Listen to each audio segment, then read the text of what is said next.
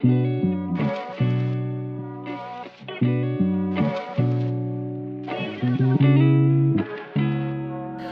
guys, je suis de retour pour une nouvelle vidéo. En ce moment, je les tresse comme tu peux le voir. J'ai fait des knotless braids, sauf que le but aujourd'hui ça va être de les enlever. Et pendant que je les enlève, en fait je me suis dit que ça pouvait être intéressant de parler de mon parcours capillaire. Parce que maintenant je prends soin entre guillemets de mes cheveux, je sais m'en occuper, je sais comment les manier, comment je peux faire pour avoir plus de volume, plus de longueur, etc. Sauf qu'en fait ça n'a pas toujours été le cas et je me suis dit que ça peut être quelque chose en fait que je peux partager avec vous. En vrai là comme ça, on dirait pas mais j'ai grave avancé, regarde. Je défais tout ça. On va passer à l'histoire de mes cheveux. Je suis née au Sénégal et du coup j'ai grandi là-bas jusqu'à mes 8-9 ans. Ma mère s'occupait de mes cheveux à ce moment-là et soit ils étaient tirés donc avec des couettes, soit elle me faisait des tresses. Je vais essayer d'insérer des photos. Mais en somme en fait ma mère s'occupait de mes cheveux quand j'étais petite, que ça soit au Sénégal et quand on est arrivé en France, tant que du coup j'étais pas apte à m'en occuper moi-même. Donc quand j'étais au Sénégal tout allait bien.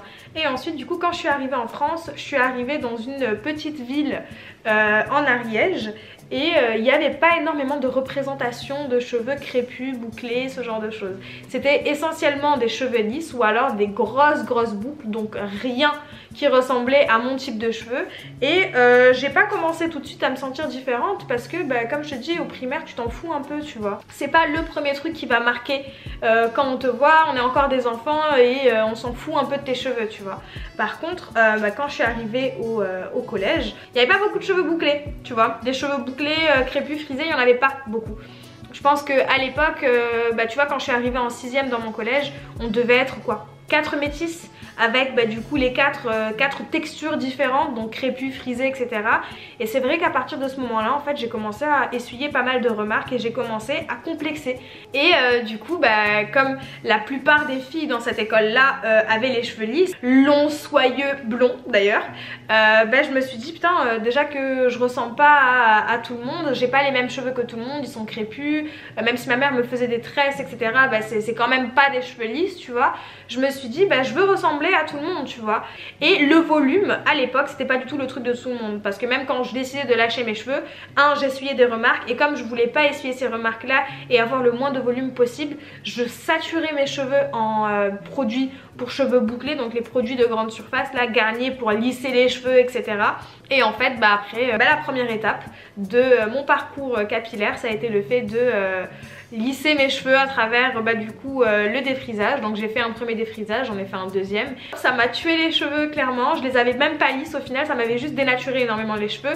Et je m'étais retrouvée en fait avec des cheveux lisses parce que du coup ils étaient plus bouclés, ils étaient plus crépus. C'était quand même une base de cheveux lisses mais très gonflés, mousseux, c'était pas joli du tout à voir en fait. Et j'ai fait un carré parce que ça a été aussi la période du carré, donc les filles avec les carrés plongeants, etc. Donc j'ai fait un carré parce que je voulais ressembler en fait à toutes ces filles. Donc je suis restée comme ça pendant un long moment et par exemple je me retrouvais avec des coiffures vraiment loufoques, ou quand je lâchais mes cheveux je me retrouvais avec un casque parce que c'était vraiment hideux en fait. Du coup je suis restée comme ça pendant longtemps et forcément en fait chaque jour, pour avoir le cheveu le plus plat possible, soit je faisais tout le temps des chignons, ce qui casse tes cheveux parce que si tu fais comme ça tout le temps tu serres un maximum donc ça te fait tomber les cheveux.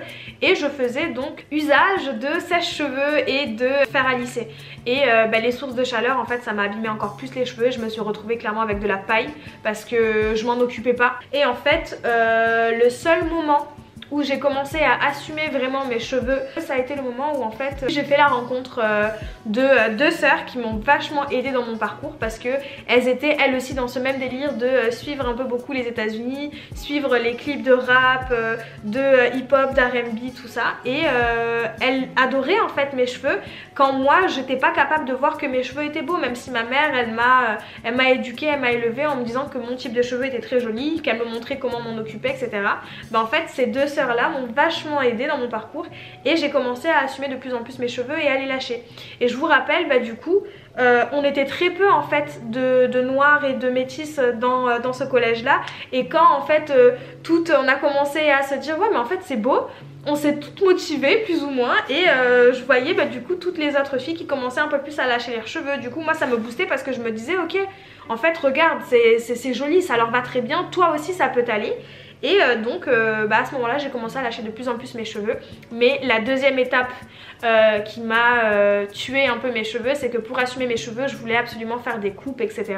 Ça a été le fait de faire pas mal de couleurs. À partir de la troisième en fait j'ai fait du noir foncé, j'ai fait du noir bleu façon, j'ai fait du violet foncé, j'ai fait du rouge bordeaux, j'ai fait de l'acajou, j'ai fait du blond qui ressemblait plus à du miel qu'autre chose tu vois, j'ai fait du blond légèrement plus clair, genre sans passer par le blond platine parce que je savais que ça allait me tuer les cheveux quand même, j'étais consciente. Et tout ça tu vois, j'ai fait tout ça sans passer par l'étape aller chez le coiffeur. Je faisais ça à domicile avec ma copine qui faisait du coup la décoloration sur mes cheveux avec ce qu'on voyait sur YouTube, tout ça. Et même si ça m'a tué beaucoup les cheveux, ça me permettait en fait d'accepter un peu plus mon image parce que en plus d'avoir du coup un complexe par rapport à mes cheveux et mon physique en général, au moins ça me permettait d'accepter un peu plus qui j'étais tu vois, et d'accepter un peu plus ma nature de cheveux. Donc ils étaient morts, ils étaient secs hein, mais je les appréciais beaucoup parce que malgré tout tu vois, même si je les tuais, j'avais quand même mes boucles. Je me suis dit ok, là maintenant en fait il existe pas mal de youtubeuses, il existe pas mal de personnes qui peuvent t'aider avec tes cheveux, tu vas apprendre à t'en occuper vraiment.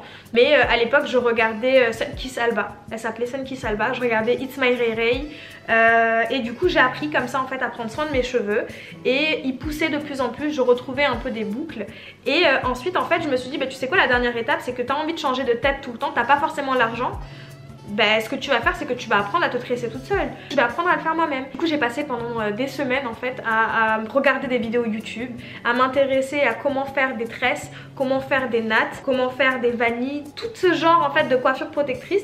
Je me suis renseignée énormément et du coup comme ça en fait j'ai appris à me tresser. Et j'ai une anecdote tu vois, c'est que je voulais absolument une coupe, c'était celle de Alicia Keys à l'ancienne, là un peu à la Sean Paul, là tu sais les tresses, les nattes collées mais en zigzag, et je voulais absolument cette coupe là et en fait ma mère ne savait pas la faire avec des mèches. Du coup j'ai passé facile 2 heures, 3 heures devant une vidéo YouTube qui expliquait comment faire des nattes collées et qui expliquait ensuite comment faire des zigzags pour pouvoir me les faire. Et en fait le lendemain je me suis couchée très tard, j'avais pas beaucoup dormi mais j'étais grave fière de moi parce que j'avais réussi en fait quelque chose que j'avais jamais fait avant, que ma mère elle-même ne savait pas faire alors que ma mère se coiffe seule depuis vraiment qu'elle est toute petite tu vois. Et je suis partie au lycée comme ça. Et j'ai reçu un compliment d'une fille dans ma classe, elle s'appelle Manon. À partir de ce moment-là, je savais, tu vois, que mes cheveux étaient jolis. Mais quand en plus de ça, tu reçois des compliments du coup de gens extérieurs à ton entourage, ça m'a boosté, ça m'a tellement boosté que depuis tu vois j'ai jamais arrêté de me coiffer seule et d'essayer d'apprendre pour faire de nouvelles choses tu vois. Ça m'a tellement boosté que je sais que si aujourd'hui par exemple je sais faire certaines choses, c'est que j'avais en face de moi des gens qui me motivaient et qui même quand j'étais très complexée par mes cheveux me disaient sincèrement en fait que fallait arrêter mes conneries tu vois, que mes cheveux étaient jolis. Donc à partir de ce moment là j'ai commencé à me tresser de plus en plus. Chaque semaine par contre c'est pas le mieux, je faisais des coiffures différentes. Donc je pouvais avoir des coiffures, des coupes pendant une semaine et changer la semaine d'après.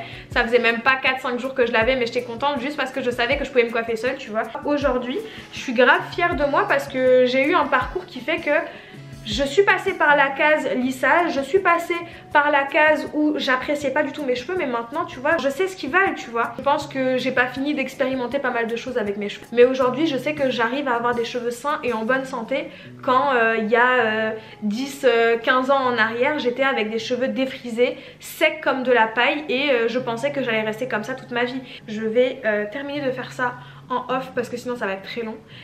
Ce que je vous disais tout à l'heure c'est que par conséquent après tout ça j'ai appris à prendre soin de mes cheveux et l'un des premiers trucs du coup pour prendre soin de ce cheveu c'est le fait d'avoir une routine capillaire. Et du coup ça fait un mois comme je vous ai dit que je testais une marque qui est plutôt bien pour les cheveux parce que comme je vous ai dit ça fait un petit moment maintenant que je la teste. Il n'y a pas de sulfate ni de silicone dedans et en fait c'est à base de beurre de karité, d'huile de jojoba et en fonction en fait des produits que tu vas utiliser dans la gamme ça va sceller l'hydratation, apporter de la brillance etc. Donc ça tu vois par exemple c'est la crème le leave-in. Il y a celui-là qui est aussi un leave-in mais plutôt réactivateur de boucles, c'est ça que j'utilisais d'ailleurs sur mes tresses du coup pour hydrater un peu plus mes cheveux parce que comme ça en spray c'est beaucoup plus facile. Donc j'ai utilisé ces deux trucs là. Et après du coup il y a le shampoing et l'après-shampoing qui sont juste ici et qui sont eux aussi en fait à base d'huile de jojoba. Donc vraiment top. Et en plus ce que j'ai trouvé cool c'est que pour une fois genre vraiment le packaging change parce que les marques que j'ai l'habitude d'utiliser en fait dans le packaging à chaque fois c'est tout le temps similaire. Mais puisqu'on est là en fait on va terminer donc le parcours capillaire que je peux avoir et je vais donner certains conseils qui ont fonctionné pour moi sur comment j'aurais dû traiter mes cheveux beaucoup plus tôt. Je sais que c'est très bateau, on vous dit depuis un petit moment, mais brosser ses cheveux à sec c'est pas du tout le truc qu'il faut faire pour les cheveux. On a tendance à dire qu'il faut pas démêler les cheveux sous la douche parce que du coup ça les rend élastiques, etc. Pour le type de cheveux qu'on a, c'est soit du coup tu les démêles sous la douche et au moins tu as beaucoup plus de facilité pour démêler tes cheveux sous la douche et au moins tu as moins mal parce que bah, forcément on a un type de cheveux qui fait des nœuds. Donc quand tu as un enfant par exemple qui a les cheveux très bouclés, très frisés ou crépus, mouille ses cheveux un maximum, ça sera beaucoup plus simple pour démêler les cheveux. Le deuxième point c'est le fait d'utiliser des produits, des outils qui sont adaptés à nos cheveux. On a des brosses qui sont en grande surface, etc. Ça peut être très bien pour les cheveux, mais il y a des brosses aussi à cheveux qui sont adaptées à nos cheveux. Celle-ci, j'ai pas le nom de la brosse honnêtement, mais elle a deux options. Soit du coup elle peut suivre la boucle de tes cheveux genre comme ça, ce qui fait que quand tu vas démêler tes cheveux en fait tu vas pas avoir un truc rigide qui va te bloquer, ça va vraiment démêler tes cheveux en profondeur du coup et ça va te créer la boucle que t'as pas. Un autre truc aussi qu'on dit, c'est le fait d'utiliser des peignes à grosses dents pour démêler ses cheveux. C'est pas une connerie. Quand tu démêles tes cheveux avec une brosse, bah du coup t'as beaucoup plus de pics et tes cheveux ils ont tendance à beaucoup plus à se mettre dessus et à décoller un peu plus facilement les cheveux morts qui vont tomber dans 1, 2 jours, 3 jours, etc. Donc bref, tu vas avoir beaucoup plus de cheveux sur la brosse que si tu démêles tes cheveux d'abord avec tes doigts ou alors avec un peigne à grosses dents. Ça va te permettre vraiment de minimiser la casse un maximum. Troisième point, plutôt quatrième point, on va dire quatrième point. Le fait de toucher ses cheveux souvent. Je pensais, parce que on parle de coiffure protectrice, automatiquement ça fait pousser les cheveux, ça allait me faire pousser les cheveux tout le temps et du coup je changeais toutes les semaines voire toutes les 2 semaines. C'est faux, faut que tu fasses des coiffures protectrices qui soient adaptées à ton type de cheveux. Il y a certaines coiffures qu'on appelle des coiffures protectrices qui te protègent pas du tout d'ailleurs, hein. Je vais parler par là des faux locks avec tes cheveux directement. Il y a de l'attraction du coup en fonction du poids des cheveux que tu rajoutes sur tes propres cheveux déjà, donc forcément ça va un peu plus tirer tes cheveux et les casser un peu plus. Donc il y a coiffure protectrice et coiffure protectrice, d'accord. Donc si tu fais des nattes, si tu fais des trucs avec tes cheveux qui sont pas forcément lourds, tu auras beaucoup moins de casse et tu pourras voir vraiment une évolution avec tes cheveux. Mais surtout le fait de faire une coiffure protectrice, tu la laisses pendant un certain temps, tu ne manipules pas tes cheveux, tu les laisses vivre. Plus tu vas penser à ça, plus du coup tu vas vouloir toucher tes cheveux et plus tu touches tes cheveux, plus tu les casses. Le fait par exemple là de les laisser comme ça, ils vont se frotter toute la journée donc les pointes vont se casser. Le fait d'avoir une coiffure, de changer aujourd'hui, de faire attacher demain, de rechanger, etc., de rechanger, à force je vais devoir brosser mes cheveux et forcément en fait ils n'ont pas besoin d'être brossés tous les jours. Tu fais une coiffure, si elle tient longtemps, bah écoute ma foi tu restes comme ça, mais plus tu vas les manipuler tout le temps, plus tu vas les casser. Faut savoir un truc. L'autre conseil que je peux avoir, c'est le fait de laver ses cheveux. T'as pas besoin de laver tes cheveux tous les jours dans la semaine. Tu peux le faire une fois par semaine, tu peux le faire une fois toutes les 2 semaines. On n'a pas un type de cheveux qui graisse aussi facilement que des cheveux lisses. Ce qui fait que tu n'as pas besoin de laver tes cheveux autant. Plus tu vas espacer tes shampoings, plus tu vas laisser ton cuir chevelu en fait produire du sébum qui va potentiellement t'aider à faire pousser tes cheveux. Espace un maximum tes shampoings. Parce que dans tous les cas, t'en as pas besoin. À la rigueur, humidifie tes cheveux si t'en as vraiment besoin tout le temps, tu vois. Mais t'as pas besoin de laver tes cheveux tous les jours ou tous les 2 jours dans la semaine si tes cheveux ne le demandent pas. J'ai fini de nettoyer mes cheveux. J'ai fait le shampoing et l'après-shampoing. Donc les deux sont juste ici. J'ai fait le shampoing et l'après-shampoing. Je viens de sortir du coup de la douche. Et comme je vous ai dit, j'ai démêlé mes cheveux comme ça. Genre vraiment, ils sont mouillés, donc c'est beaucoup plus simple. Je les ai démêlés en ayant du coup de l'après-shampoing dedans. Et du coup là, ce qui me reste à faire en fait juste, c'est de mettre ma crème comme ça. Et après je vais mettre juste un peu d'huile pour sceller le tout. Mais là j'ai terminé. J'espère que cette vidéo vous a plu. Si jamais elle vous a plu, dites-le moi en commentaire. N'hésitez pas à vous abonner, ça me fera grave plaisir.